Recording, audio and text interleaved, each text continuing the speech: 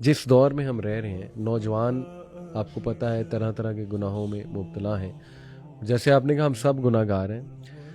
تو یہ سوال بار بار آتا ہے کہ میں نے یہ گناہ کیا، توبہ کی، پھر ریپیٹ کیا، پھر توبہ کی، پھر ریپیٹ کیا، پھر توبہ کی، پھر ریپیٹ کیا، آخر کب تک؟ مطلب میں کیا کروں؟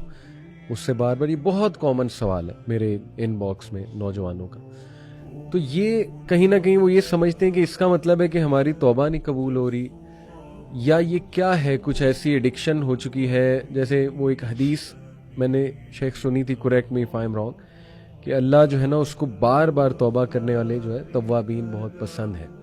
اور اسی حدیث میں شاید یہ بھی تھا کہ ایک انسان ایک گناہ سے بار بار جو ہے وہ آزمایا جاتا ہے.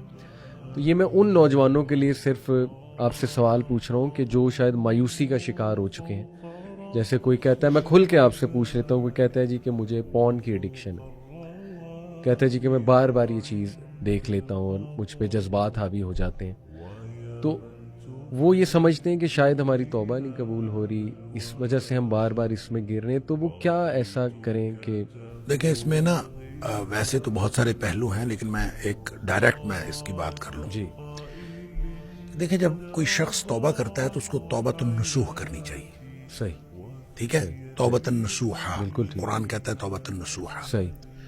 توبہ اصل میں عمل ہے، استغفار قول ہے، توبہ عمل ہے. زبردست، ٹھیک ہے، لہٰذا توبہ کا معنی ہے واپس آنا، بالکل ٹھیک. اور استغفار کا معنی ہے اللہ سے مغفرت مانگنا.